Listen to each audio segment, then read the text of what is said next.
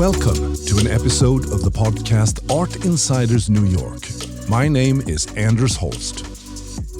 The theme of the podcast is New York, with a focus on behind-the-scenes conversations with fascinating people who are making an impact in the world of art, design, and architecture. Today we welcome Irish-born, New York-based designer Clodagh to the podcast. She has an honorary doctorate from the New York School of Interior Design and the San Francisco Academy of Art. She's a member of the Interior Design Hall of Fame and holds a spot on Architectural Digest's Top 100 Interior Designers. Clodagh won the Leader in Sustainability Award for spearheading wellness design at the Global Wellness Summit, which took place in Cesena, Italy. Clodagh was an early adopter of Feng Shui in her design practice and is now continuing her innovative approach by integrating concepts like chromotherapy and biophilia with sustainable material that contributes to her unique look, structure, and flow that appeals to all human senses.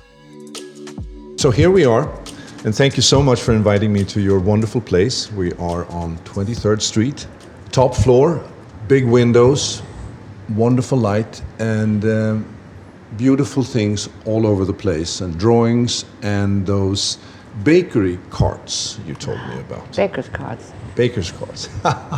So every project has a cart. Every project has a cart. And some projects have 3 carts or 4 carts. So whenever you want to jump into a project, you go and look for your cart and you pull it out and you rumble through it. Yeah, into the computer, into the cart. Wow. I find it very, very practical. It is. Instead of running around and trying to find all the documents and materials, you have them and they're mobile. So it's a beautiful environment. It's almost like a studio, almost like a factory. Not a factory, what would you say? Like a workshop? Like a workshop, yeah, artist studio. Full of life, full of people and stuff everywhere, but orderly. It's great to welcome you to the show. And as we walked around here, you told me that you have a special title too, that you I have a very important title, CPIA. Yeah, I never heard of that title before. No. That's interesting. Yeah. I can't explain it to you. Yeah, would you mind? Chief pain in the ass. Well, so underneath this beautiful and calm surface, you understand that there is cold steel. Well, even further than that, I was once asked to describe my character. Yeah. And I said, maybe a sensitive army tank. And I'm standing next to my husband, who said, not always that sensitive. No.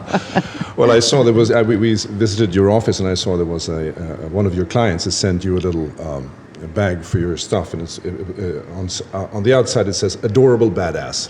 So I'm hope I get you on a good day then.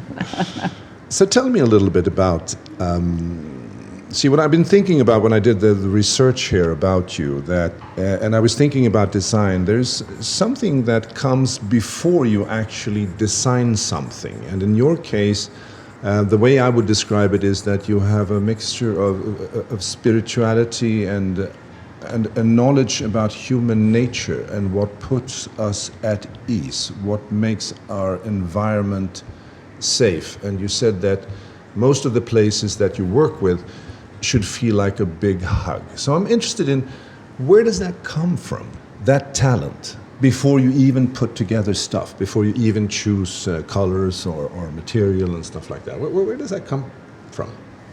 I think it actually came from always being an alien. My parents were downwardly mobile, and we moved 5 times before I was 16. I was like an Irish army brat without having the army person in the family. Yeah. And then I changed husbands, countries, and careers and went to another country. And then I came from that country, Spain, to the States. So I had 3 countries in my background. Yeah. And I've traveled in over 100 countries now. And the one consistent thing is that people love to smile, love to be hugged, love to have ease of self and comfort. Yeah. And the best homes or best hotels I ever visit are like walking into your own into your own home, into your own backyard. Yeah. A sense of welcome. You know, when you go into a restaurant and the maître d' acknowledges you. Yeah. I'm trying to shift people's perception that it's not about stuff, it's body, mind, spirit. I see. So you grew up, you were born in Ireland? The west of Ireland, in Oscar Wilde's country home. Oh, I see. Hence all the quotes on the wall. I see. I was belting out quotes when I had a very young age. I love this article I read about this woman who went into a vintage store and picked out a dress by Clodagh of Dublin. Mm-hmm. So you started as a fashion designer? Yes, my father had designated a career for each of his 3 children. Mm-hmm. Mine was to be classics and mathematics and be a professor in Trinity College. My brother was another career, my sister was another career, and I broke my back when I was 15, and just before I was 16, I was lying on my back reading the Irish Times and said, why not be a dress designer? So I started my own business when I was 17 with £400 borrowed from my mother. Yeah. And my father kicked me out. Really? Yeah. Our family didn't go into trade. Oh, I see. Yes. Oh. But when I got a nice article in the Irish Times, I was allowed to go back home again from time to time. I see. Did you have a good relationship with your parents? My mother, yes. Father? My father was very exacting. He was very much older than my mother, and the one thing that he did, though, that really was a big influence on me, he was, we didn't call it organic gardening in those days, Yeah. but because we were downwardly mobile, Yeah. he had a garden, an organic garden that actually helped to feed the household. So, the fashion business then, what was your inspiration there? Did you go to Paris? Did you study? How did you get those ideas when you started to do dresses? What happened was, with the money my mother gave me, I did a 6 weeks pattern cutting course, and then used some of the money to open a small studio, and hung out Clodagh Haute Couture, and started to, I always believe in hiring people that are better than myself and know more than myself. I have absolutely no formal training. Yeah. 6 weeks here, a course there, what have you. And people were intrigued, came up the stairs and bought my clothes. Yeah. And what really helped was that the Irish Cancer Society was having a fashion show in aid of charity, and they asked me if I'd do a fashion show. And we had a fashion show in one of the really nice hotels, the Hibernian Hotel. And people really glommed onto it. And then, and then I started getting fashion licenses to design for jersey knits in a factory in the west of Ireland, and tweeds for a company in Germany, and it kind of flew. Wow. And then BBC did a documentary on me. Yeah. Called The Fashion Maker, and that kind of blew everybody's socks off, and I was up and running. So how long did you do this for? What happened? I did. I did it for a few years. I got married and had 3 children. And one part of my life, the personal part of my life, wasn't going well. So I decided to change husbands and countries and careers and go to Spain, which is where I started what I'm doing now. I see.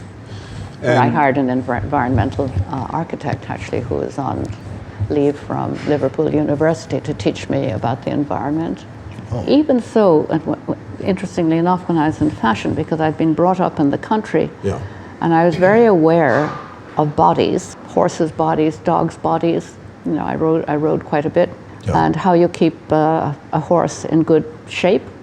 Is that saddle leather must be soft, everything must be right, the bit must be right, the same with dogs. It's very easy for me to apply that nutrition that kept the dogs and horse was what kept the dogs and horses well, but also that could be applied to the human body. I see. And because I broke my back, I'd been on my back actually nearly a year, it was a long time. Wow. I really hurt myself. I had a lot of time to think about it. So all these aspects are sort of coming together, and then you moved to Spain with a new husband, and you started working on your own house. That's how I understood it in the beginning. Yes, I started. I didn't speak Spanish. It's hard to shut the Irish up, so I had no way of communicating with anybody except my husband, who was a fluent Spanish speaker. He's French as well. I said to him, you know what? I learned Spanish while I'm fixing the house. I'll work with the architects and everybody, so. That's what I did. And then did you have clients in Spain? Oh, yes. And so you were active there? And you, yes, you had totally. No, what happened was, again, it's like I didn't have to break my back, but to start a career, but I had a need to do something. I'd had quite a large staff. I'd exported all over the world. I needed to do something pretty active. And when the demolition happened in this beautiful old townhouse and there was dust everywhere and the 14-foot high shutters, the sun came in and there was light that struck the motes of dust, and I had this moment, this is what I want to do. I want to clean out these old houses and fix and build. I want to build. Yeah. So when my husband came home that evening, I said, I've decided what I want to do here. And the street level shop front is going to be my design studio. Yeah. Wow. Yeah. So it was an epiphany in that way. It was an epiphany. Most things I've done have been epiphanies.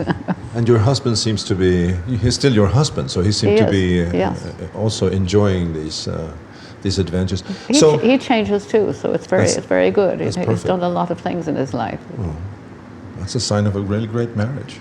Yeah, it is. What did Spain do to you, do you think? What elements of today can you relate to your experience in Spain, if it's possible to say? Well, first was freedom.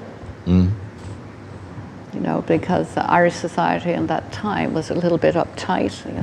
I'm not Catholic. Yeah. And, there was this very solid church, monitoring a lot of stuff. And I went to Spain where there's also a very solid church, but nobody knew me. Yeah. I was very well known. I'd been on television. I couldn't go into a bar in West Cork without being recognized. So it was freedom, and also sunshine. Yeah, that's important. Sunshine, and and doing something I'd never done before, plunging into research. I mean, the early contractors I worked with couldn't read drawings. That was fine. I couldn't draw, so I was putting tapes on the wall and stuff like that. I was very hands-on. So you're self-taught then, more or less? Yes. Wow. Not more or less, more. I like that. What does the name Clodagh means? It means river, or river of sorrows, or deep dark river, depending what part your translator. It's a river in the south of Ireland. The spiritual part of it, I read when I studied your material here, you mentioned something about the Irish countryside with healers and mystics. So your spirituality, where does that come from? Does it come from your Irish heritage, or do you have other influences in your life? The Irish countryside, the healers and mystics were incredible. My mother would often had healers, who came along in rags with bottles of yellow liquid that didn't look too good, but she took them, they made her better. You know? So I assumed there were other things than doctors. I had a fairly strong medical history, things to take care of, and anything that could make me better was interesting. Spirituality, I was rammed into church in my boarding school 3 times every Sunday, so it didn't come from the church. Then I discovered Buddhism, and very early on, and it's a way of life which I like. But I'm very general. I'm not one specific thing. There's no ism here. There's no. No, it's a way of life. There's a quote that I love. It's up on the wall there from the ancient Egyptians. Apparently, when they arrived at their version of the pearly gate, they could not enter paradise unless it answered in the affirmative to 2 questions. One was, did you find joy? And the other one was, did you bring joy? That's engraved on my brain, Do I leave the taxi driver with a smile? Or you know what I mean? Yeah. Or if he's in a bad mood, can I calm him down? You know? So you're very much aware of your surroundings, and especially when it comes to people and environments and spaces. And I study people a lot because I study how they move through space. I look at them in airports, constantly studying. I have probably about 40 books on wellness and meditation and this, that, and the other. And I'm not somebody who meditates every morning. I hate the word religiously, but you know what I mean. Yeah, I understand. But I do think I'm driven by help people to feel well, helping people to feel good in their space. Yeah. Because space has such a massive effect on people. I ask clients, for instance, what drives you mad? Yeah. It's something that, what makes life difficult for you in your home, if it's a resident. And then I apply that knowledge to a hotel room. I saw in one of the articles that you mentioned that if you enter into a hotel room, you should get rid of your stuff in 15 minutes? Yes, at most. At most? Yes, that your room should be silent again, and you should own it. And the same thing is in your home. You say the clutter, design away the irritation. Yes, exactly. Have a place for everything in its place, and don't let things stagnate in your life. You know, very often I'll ask somebody, "Can I open your closets?" when I go into them, and they go pink. Because I think that the way we design, we're a kind of flow-through system. We learn something, we pass it on. If we have surplus stuff here, we pass it on. Like we got a sale on Tuesday, an in-house sale in the studio to raise funds for the housing works, and everybody's bringing in their stuff that they don't use. I put on the drinks and snacks, and we have a good time. Everybody does a little better from us. No, I think it's important, as you were alluding to before, that you should throw out things. You should change your life. I've done that a couple of times, and I've felt the horrible anxiety of getting rid of things that you thought you really needed, but you'd never really use or read or listen to. And then you feel light once that is done. So this clutter, what does it do to you? Well, I moved so many times. So part of the thing was that my parents were from very good families, so they had a lot of entailed antiques and silver and sideboards and mahogany and everything. And to see them carted into a truck again and again and again, and then they wouldn't fit, so somebody would come around to what put us through boarding school was the selling of the antiques. We were all sent to different boarding schools, and I didn't miss them because as children we were supposed to take care of them, you know, to polish the mahogany table and the silver. I was delighted when they went. So as I say, Spain was freedom because I had nothing at all. I went there with 2 suitcases. So once you've experienced that is really an asset for you as you move along in life, because you know that it's actually a good thing when things change. No, I embrace change.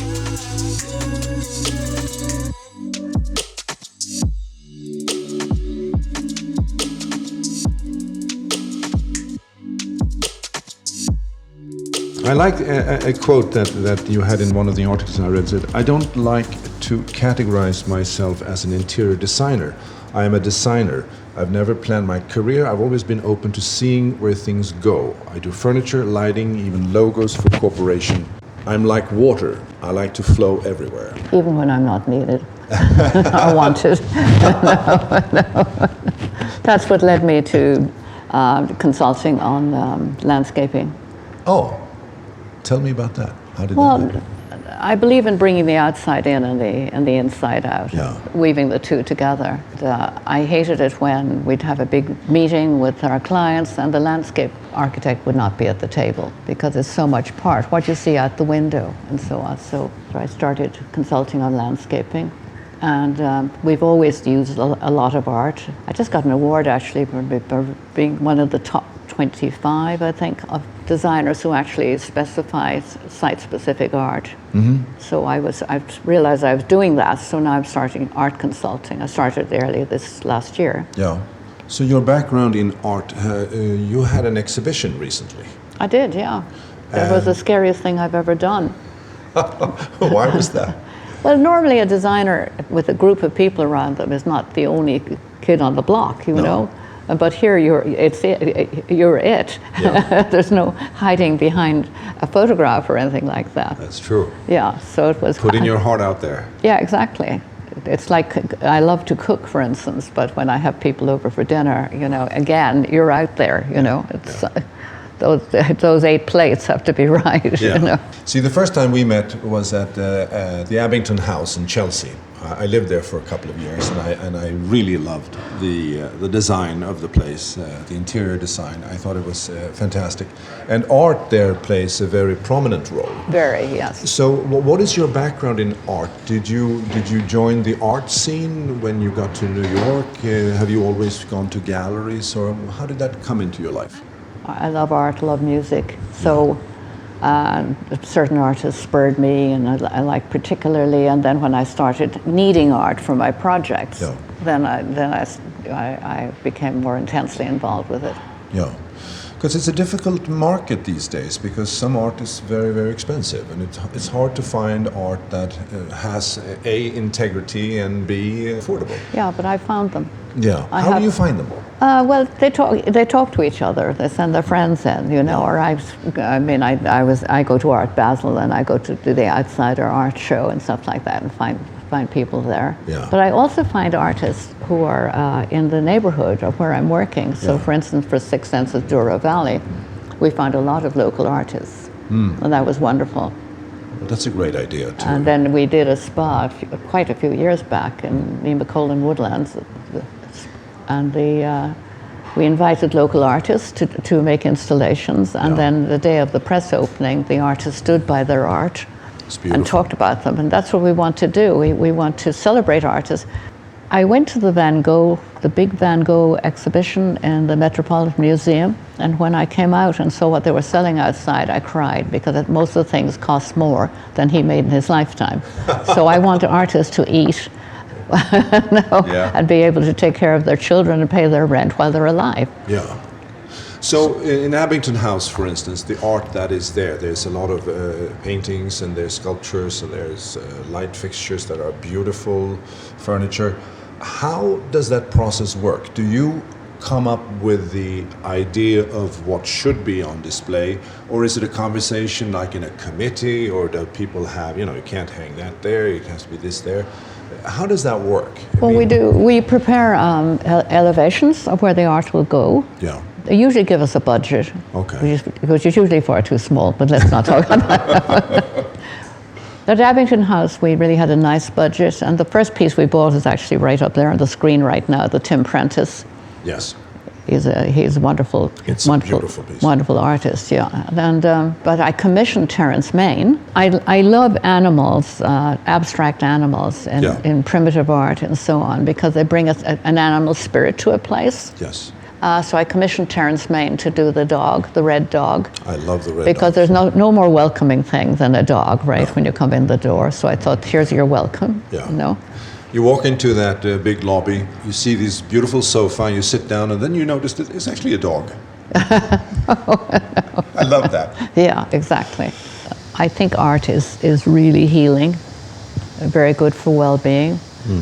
And I've noticed that some of the hospitals now are including art. Yeah. And studies have been done to prove that the art helps people to get better quicker. Met a guy a few years ago called Dr. Richard Davidson, who has an institute for the study of the healthy mind in Wisconsin. You can actually scan the brain and find out what's going with neuroplasticity. You can actually find the effect that people has on the brain. You can scan it and find whether it's a good effect or a bad effect. I see. My first book was called Total Design, and it really meant it.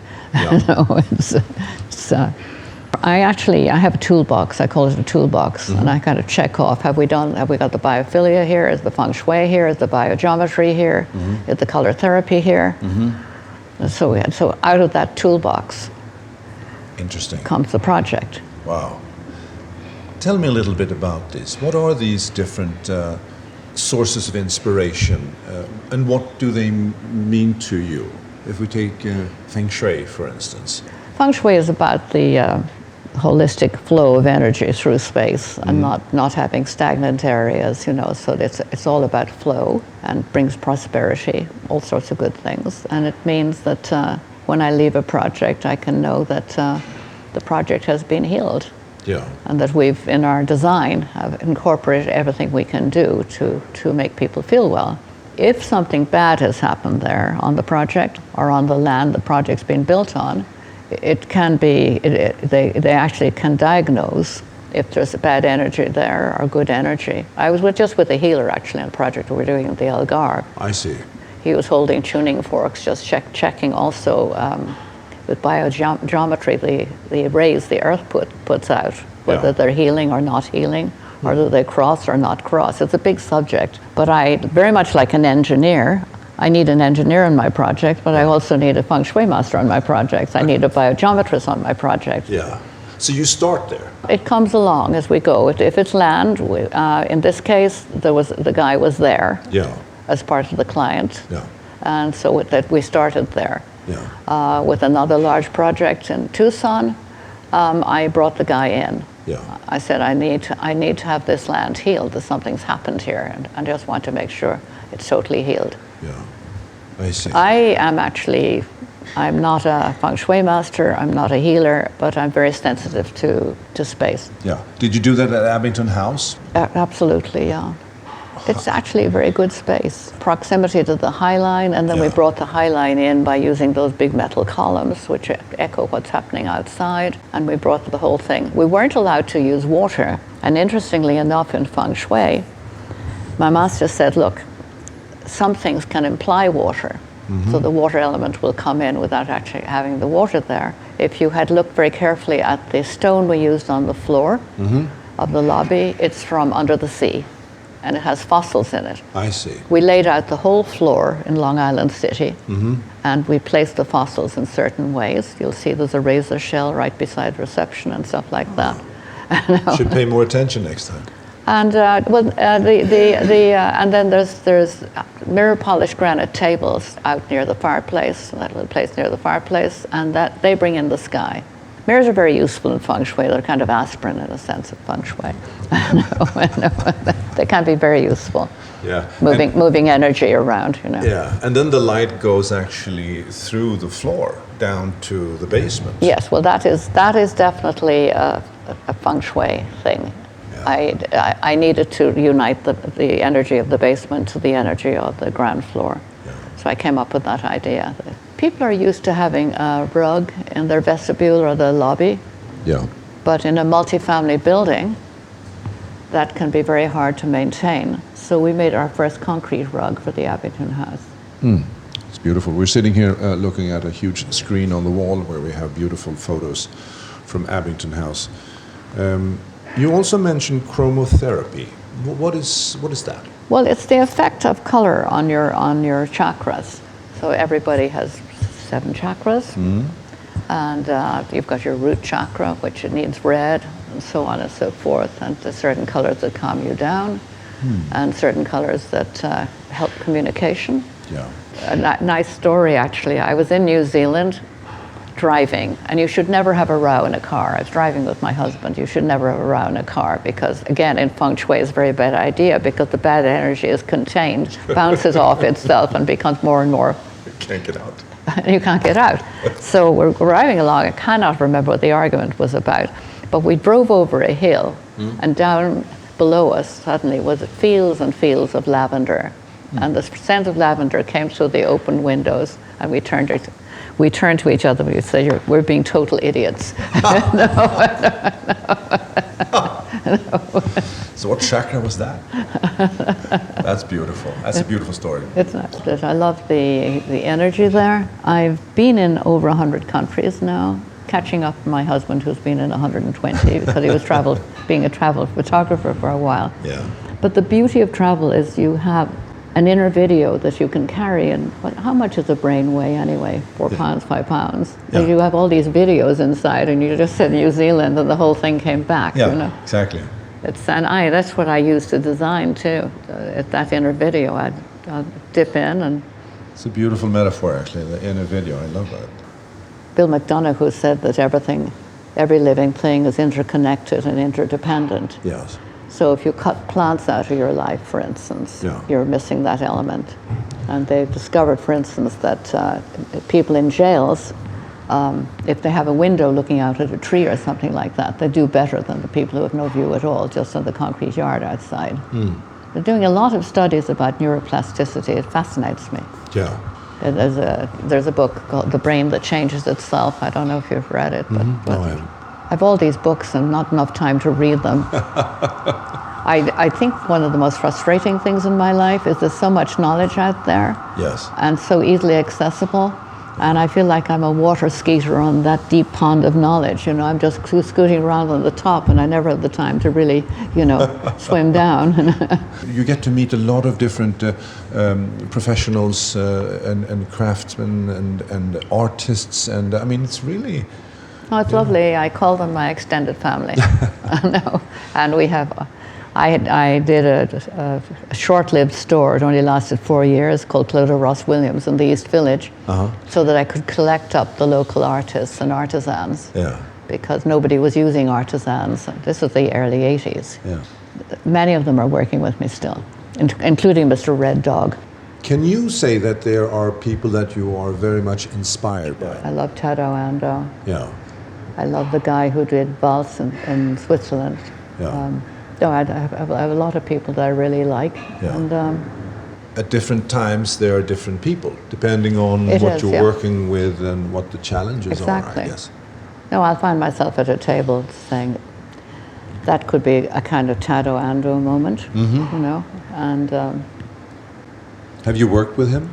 no, I haven't. I would love to. To call him up? No. And you know, it's and I love the Dalai Lama for his sense of humor.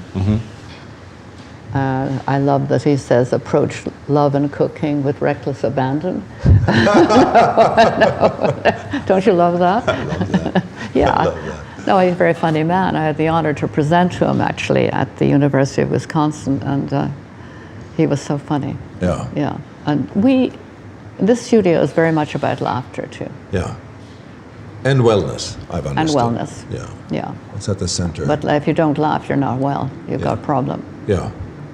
And we actually had a laughter yoga session before we came here in the other studio. But it's hard actually. It's easy for me to laugh because I'm Irish. But it's funny. Letting go and laughing and doing laughter yoga was quite difficult. Some people in the studio. Your philosophy in your new book, it's called Life Enhancing Minimalism, right? Yeah, everything that you need and nothing more than what you need. But that does not mean that you can't be comfortable and you can't have luxury, you can't have great art. Yeah. It just means that it's there because it's not cluttering the place. There's a book, I have never met her, by Karen Kingston called Clearing Clutter with Feng Shui, which I really, really recommend. It's been out there a while, but it really explains very well what happens to the brain. Yeah. My greatest nemesis actually is paperwork, when papers come in. Yeah. Where to put them? No, how to lose them without or scan them, and then you know. And what the problem is now, of course, is our computers are getting cluttered. Yeah. I mean, there's enormous amount of storage in our computers. Yeah, it's true. I mean, I can go back through years of photography and writing and stuff like that, Yeah. and I just don't want it to hinder me. Yeah. And it doesn't really comfort me to know it's there. No. No. So are you on the computer all the time, or are you sort of freed yourself from that, and the people around you take the notes, provide the documentation? We usually, the architects and designers provide the documentation. I'm a sketcher thinker, reference person, you know, head designer, I suppose, or CPIA, as we spoke. But of course, there's always a flood of emails to answer, and also we have kids in Africa we look after, and that takes up a bit of my time too. So there's things I have to do. Yes, you're the board member of Thorn Tree Project. Yes. And you help educate kids in Kenya? Kids in northern Kenya, in the Samburu Desert. The parents are totally illiterate, are now mainly totally illiterate because they're getting older and having their own kids. We're actually doing very well with them. Yeah. They're How often are you there? Do you go? Not often. I've only been there twice. Yeah. Going again this year, but the chief came over, and a couple of the warriors came over. I have kids that I directly sponsor, but my job is raising money for them, and through art sales as well. I see. And, so do you have like an annual event? Is there something we can get involved with? That would be wonderful, yes. We don't have an annual event. We have maybe 4 events a year. We just had a committee meeting. We're going to have an art sale. We have Samburu Week, which is usually in the fall, November. Here in New York? Yes, here in New York. But I'm also trying to link up with some other people. Yeah. And we have a little school in Ireland did a video for us with the Samburu students. Yes. So a little school in West Cork. So beautiful. Yeah. I'll show you the video. So how can people get involved? You go online and... Go online or email me, Clodagh@clodagh.com, and very rewarding because every person who has education and gets a job, we have kids now who are electricians, plumbers, teachers. We have an environmental consultant. That's wonderful. So you can sponsor a student for high school or for college. For $1,750 a year, you can send a kid to college. That covers school, books, food, lodging, and yeah, it does. Yeah. That's wonderful. Yeah, I know. So it's Thorn Tree Project. Thorn Tree Project. Or it's a 501c3. It's a 501c3.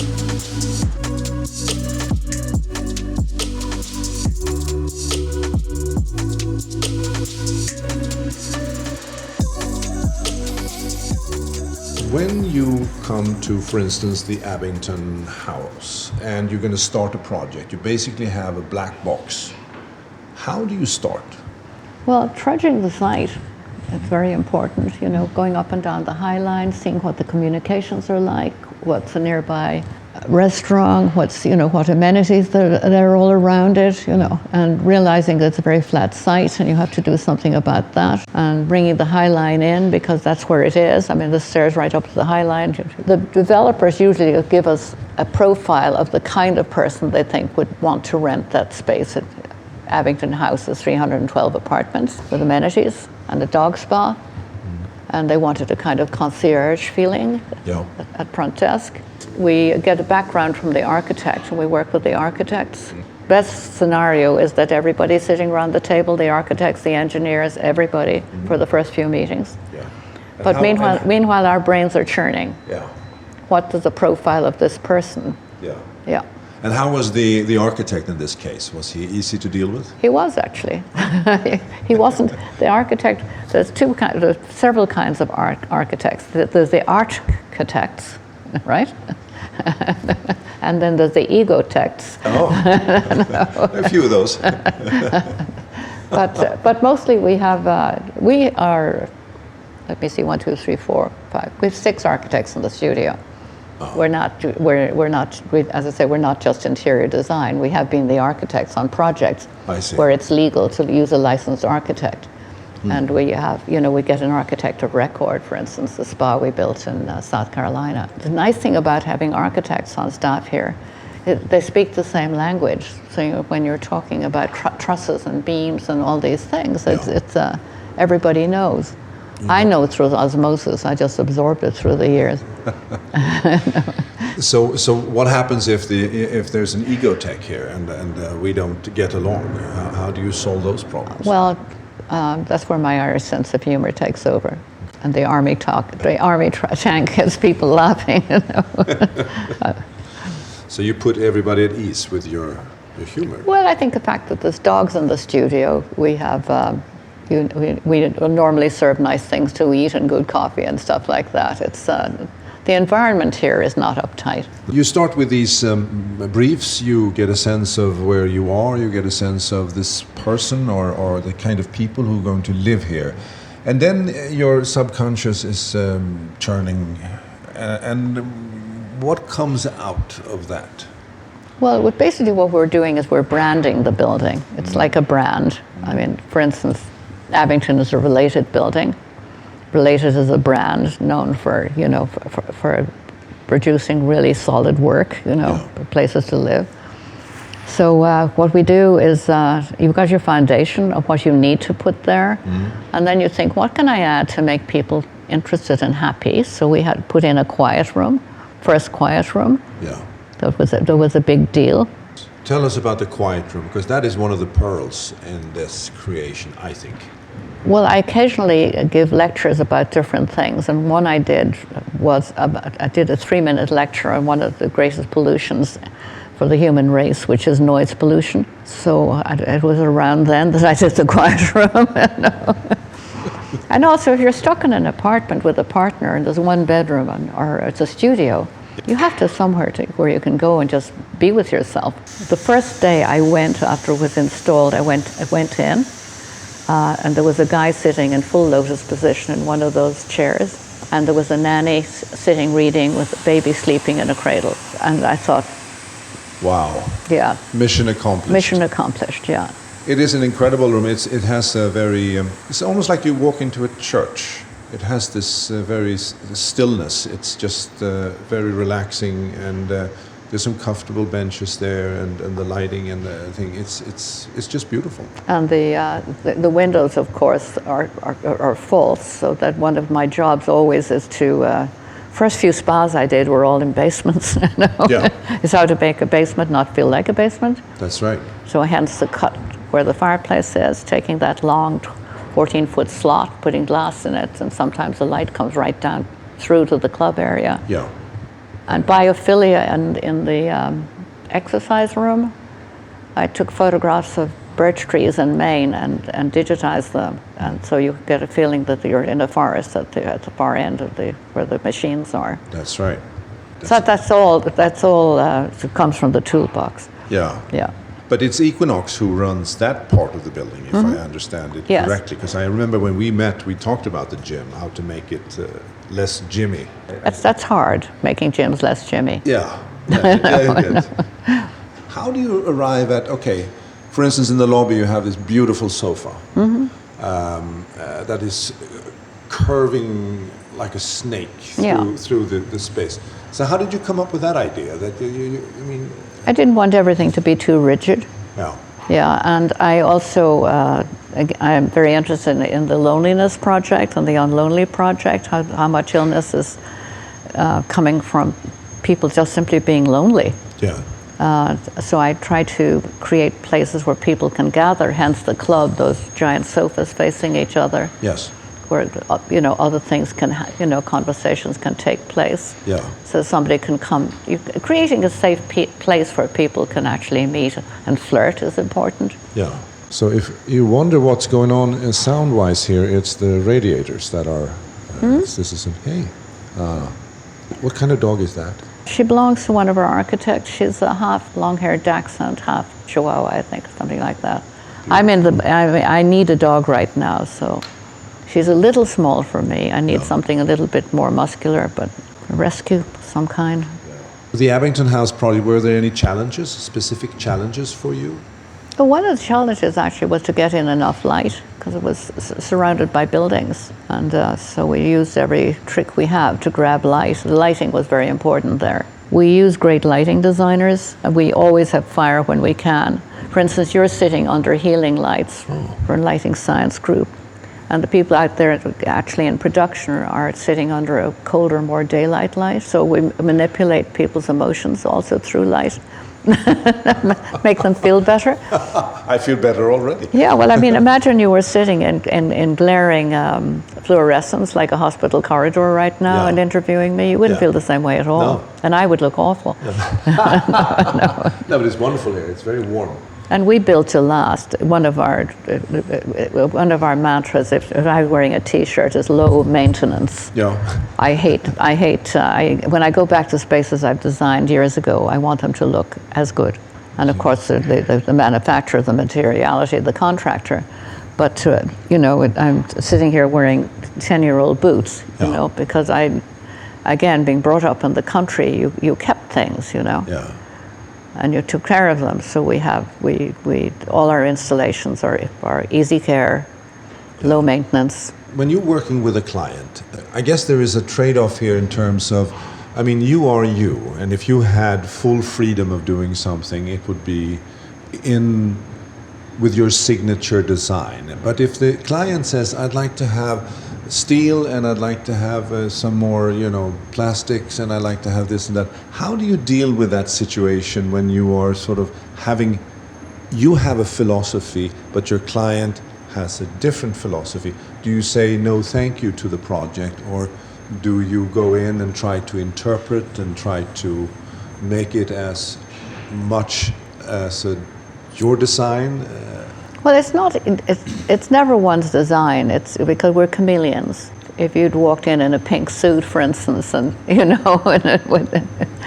stiletto heels, I'd look at you and think, how can I ground this person? No. We're chameleons. Yeah. We have to be chameleons. Yeah. It's not about us, really. It's about the person, or else the people who are going to dwell in the building. Yeah. We just did 3 towers out in Jackson Park. 1,875 apartments, I think, with a total cross-section of people. What we're looking at is a kind of universality of design, cross-cultural, cross-generational, that will appeal to everybody. Yeah. And there's a lot of places that do appeal to everybody, because it's not just about one thing. I think we're not one-note Johnnies. No. No. Exactly. Now, you've done a lot of different projects. You have a wide range of projects: spa, playgrounds, yachts, multifamily buildings, hotel, restaurants, private homes, logos, furniture. What's on your bucket list of things that you would love to do that you haven't done? I would love to design a museum, an art museum. Yeah. I would love to design a school, because I think the schooling system is not working so well. I'd love to design a hospital, put the hospitality back into hospitals and make people feel good there. Yeah. I've had a lot of accidents and stuff in my life. I had more hospitals than I care to think about, and they're all mostly ghastly. So it'd be lovely to work in a hospital. I would love that. Put hospitality back in the hospital business. Exactly, I like that. exactly. And then I'd love to work on, I hate the word senior living, but I love the idea of cross-generational, that you have buildings that can actually, that have universal design, so an older person can live there without breaking their neck, instead of warehousing people. Yeah. Like it to be cross-generational, cross-cultural. We're all united. Well, Abington has. I mean, when I met people there who were older people who had sold their homes, their large homes, and I call that upsizing, because they're living in an apartment, for instance, where there's full service. You can have any service you want, basically. Your dog will get washed. You can call in takeout, and is that senior living? Yeah. Well, there's older people living there, but why is that suddenly senior living? No. Yeah. I would love to do that. So I'm very interested in they have a dementia village, for instance, in Holland, where you actually check in, but people with dementia can actually go into a coffee shop and so on and so forth, and they've got, it's recognizing all the diseases we have and the problems we have, and help people to enjoy their last days. The lecture I gave at the Global Wellness Summit was called Wellness by Design, from the Cradle to the Departure Lounge. And that's the way I think, again, it should be. Design is a healer. Yeah, design is a healing art. It really is a healing art. You can make people feel well through design. I find that interesting, that this is really the mission of designers. If you do decorating, I mean, if you do decorating, seems more like cosmetic. Hair and makeup. Yeah. Hair and makeup. You're right. Yeah, we don't do that. No, design is something quite different. It's from the inside out, really. Yes.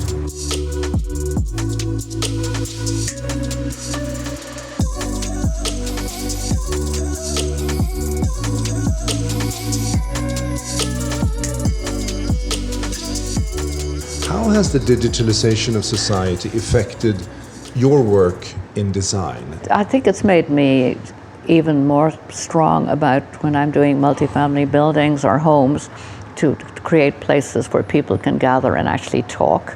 Trying to mount a campaign against restaurants, where you go and the din is so loud you can't have a conversation. So I see, for instance, people sitting at the same table, maybe 4 people, and 3 of them are on their devices because it's so noisy they can't hear each other. I actually sat next to some people who were texting to each other across the table.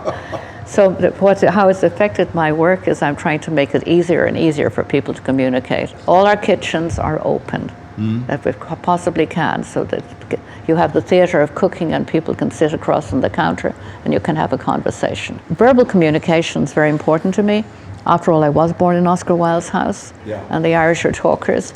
I find it sad when I'm talking to somebody and they're on the device, because I'm not just a designer, I'm a travel guide in a sense. If you're a tourist, for instance, in a strange country, you have places that you've looked up that you want to go, and it's the same with clients. But my job as a travel guide in design is to take them to places that they wouldn't have thought of going to. Yes. So, and I can do that digitally, Yeah. by showing digital references and so on, so easily. And we're sitting here in a room with 2 giant screens, so we are really online and and hooked up. these keep flicking, so normally they keep rotating. Again, I get inspired by my old work as well. That worked. Yeah. Were people happy there? There's your quiet room. That's my quiet room. Yeah, and that's the fireplace. Look at that. Again, success. The day we lit the fire for the first time, I came back later in the afternoon, and there were 2 people who had moved in already, splitting a bottle of wine beside the fire. And check, that worked. That worked. That's the most selfied elevator in the world, apparently, according to some stuff we read. That's the East Hotel in Miami. So that was, what would you say? People go in and selfie themselves in our elevator. And selfies are really great because if we give people a selfie moment, it's great because the hotel gets free publicity. Yeah. You know, it's a very good. So the elevator, could we go back to the elevator? Sure. So the elevator is made out of glass? It's glass, yeah, with the kind of digital and lighting behind it, so it's infinity. And then the mirrors on either side reflect it. I see. So you're actually in, by the way, the symbol on the floor is biogeometry. It refers to grounding. And this is in East Miami Hotel. About 350 rooms, I think. But there again, you see, we bring in that tumbled limestone to give a feeling of serenity, but also a feeling that it's of grounding. I like to be grounded when I walk into it. A lot of the buildings we're doing now, the architects bring the windows to the floor, so we're trying to ground people, you know. So people who are listening to this podcast now, they may sit at home and they're thinking, how should I fix my apartment? What should I do with all this? What would be your top advice to people? Free advice here from one of the world's greatest interior designer, I should say. I think to get 3 pieces of paper and start writing what you really want, plus minus interesting, very quickly. What do I not have that I would really like to have? What can I add? What might be interesting to add? You know, like a water fountain sound or something like that. Yeah. Write that down. Yeah. And having done that, open every closet door, every kitchen cabinet, and get rid of all the junk that's in there. You know, the outdated stuff in the refrigerator. Yeah. And do a massive cleanse. Yeah. That's a massive cleanse. Yeah. And that'll give you new energy to start thinking about what you really want. Yes. And what we say to clients who don't have an idea, even after seeing our full show, don't have an idea what they want, we say, go out and buy 12 architecture and design magazines. Yeah. And just rip out the pages you like without even thinking why you like them. What is it? Somebody said the native view of resolution is sickly door by the pale cast of thought. I think it was Shakespeare. But you shouldn't always think about something. You should react sometimes. Yeah. Pondering doesn't necessarily work in design because the mind is very quick. Feeling your body in space, you know. We have what I call the flop test on sofas. If you can't drop into a sofa or an armchair, it's not soft enough. It's not going to be a nice place to read. Yeah. So actually, auditing. It's like a financial audit. Yeah. Just go around your apartment or your home auditing. Do I really need that? Is that making me happy? Well, you know about Marie Kondo. Yeah. But it's the same with me. I go to clients' homes and I say, what's the story with that table? And they say, well, I got it in a divorce. Oh, okay. How about putting it on online and selling it and getting a new table that won't remind you every time you sit at it of your failed marriage? No, that's the kind of advice I give for residential. No. But it's true. It's true that there is no such thing as an inanimate object. Every object speaks to you. Every space speaks to you. I mean, we're a bundle of really of receptors. I once took a photo of the desk that I have, And then I looked at it and I said, that was really a good reminder, or a wake-up call, I should say, because if you take a photo, you see the clutter. Yeah, and the worst thing you can do is take a selfie as you get older. You see the clutter too. But you're absolutely right. Taking a photograph of it is a very good idea. Yeah. Your home is the same thing. And you were saying earlier on that, when you get rid of stuff, you feel great. But was it Leonard Cohen who said the cracks are what let the light get in? No, it doesn't. No. I have a way actually of doing it. I did it with one of my friends, not as a design consultant, but as a friend. We had 3 bags. Mm-hmm. One was out, one was keep, one was donate. Yeah. And we got a bottle of wine. We played good music, and it was amazing. Yeah. Yeah, just going to the closet and holding up something, going to the pantry and holding up something. One of the things that saddens me about people holding on to stuff they don't need is that other people need it. And you never feel bad about giving somebody something that they need. But it is complex because, when I go through this and you throw away things, you throw away parts of your history, you throw away things where you have memories connected to it. And it's a sort of a separation anxiety. But again, once you're through it, you feel relieved. Well, you have it in your mind. Nobody can take it out of your mind. Yeah. The mind's a fine and private place. Nobody can go in there. And you can push all your nostalgia in there and enjoy it every day. I use, as I say, having moved so often, I can remember a thing or two, but I have it in my mind. I don't have to own the piece. Last time I checked, we have 8 listeners in Ireland. What would you like to say to them? Come on over. Join the party. Join the party. Clodagh maintains a spiritual approach, a minimalistic style, and a goal of creating sensory-enhancing spaces that gives you a big hug when you come in. And that's what happened to me today when I came in. You had a hug? I gave you one, actually. I had a big hug, yes. Thank you. But the space gave the secondary hug. Felt very welcome. Or was I the first hug? You were the first hug. The dog, though, I think hasn't really accepted me. I think he's on the fence. I use the term that we go beyond the physical in design. Mm-hmm. Mostly people think of design as something that's physical, that produces physical things that you can look at, sit on, use. But our design goes beyond the physical because we're actually touching on the mystical with Feng Shui and on the spiritual. It's you feel it, but you can't see it. Yeah. But you do feel it. You do feel it. Yeah. This office has. We had 2 Feng Shui masters on it, working differently, and it's.